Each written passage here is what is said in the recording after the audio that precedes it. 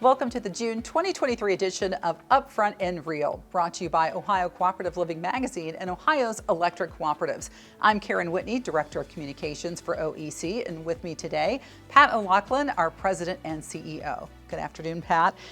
In May, the EPA announced some new carbon capture rules that ban the use of fossil fuels to produce electricity. And this impacts both our coal and our natural gas plants, which is the bulk of how we produce electricity for our Ohio cooperative members.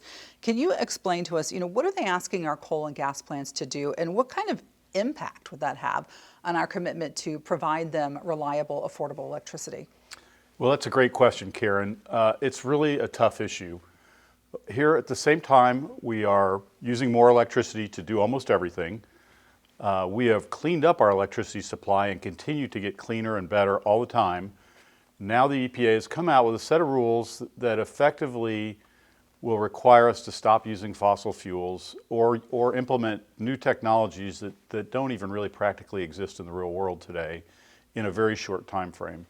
And what's going to result is going to be the closure of several fossil-fired power plants because they're going to be unwilling to comply with these rules.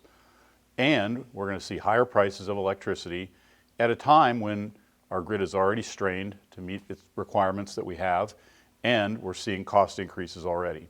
So this carbon capture and storage that they're talking about, it is a new technology to reduce carbon emissions. Where is it being done in the United States, in the world? Yeah, so there's been a handful of attempts to do what they're asking us to do.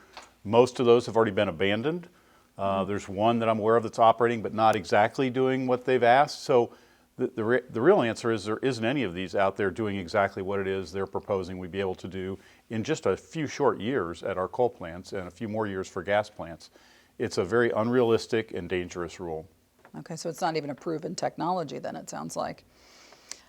So this really then leaves the power generators like us with two options. Then it sounds like that you've got install unproven technology at a high rate or close altogether.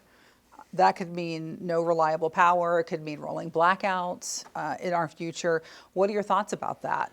Am I understanding that's what we're looking at? So again, this is a proposed rule. It's a proposal the EPA's made. We think it's a really bad idea because it does just what you said. It tells us that we either have to install unproven technologies that we know has very high costs. Oh, by the way, uses a lot of electricity. It would consume 20 or 30% of the output of each plant you put it on. Okay. And we don't really know that it'll work or how long it'll work if we even go down that road. So many companies, many utilities are going to just choose to not even try. So we're going to take an already strained electric grid and we're going to further weaken it as people are going to decide to just close power plants that were somehow marginal. Now, we don't know how we're going to respond at this point. It's still a proposal. But what we do know is we're going to provide comments that tell the EPA, number one, that it's a bad idea. Number two, that it's dangerous to the reliability of our electric system to continue down this road.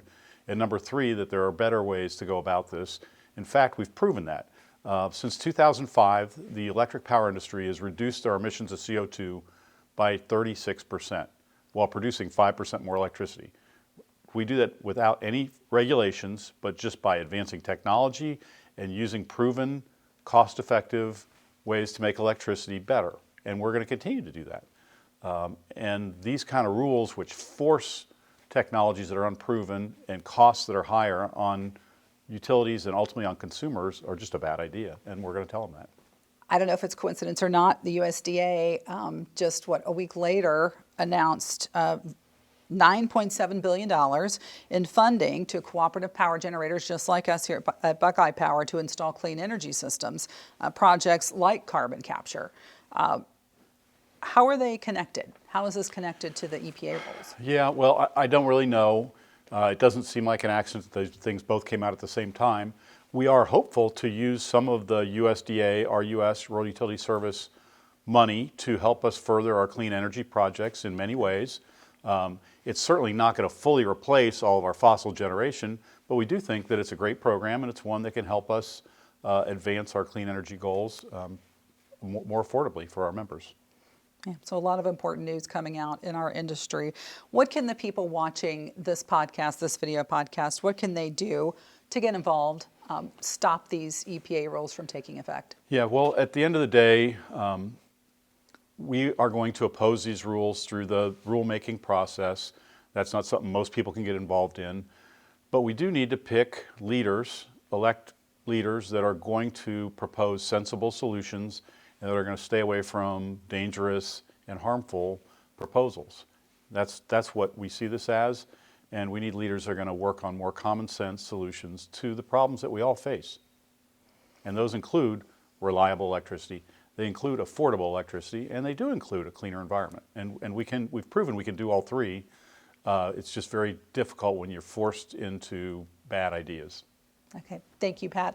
And thank you to everyone listening and watching, and help educate your friends, your family out there about what's going on in our energy industry. And I would just say to all of our electric cooperative members out there, please support your electric cooperative as we try to fight for common sense solutions to problems that we all face.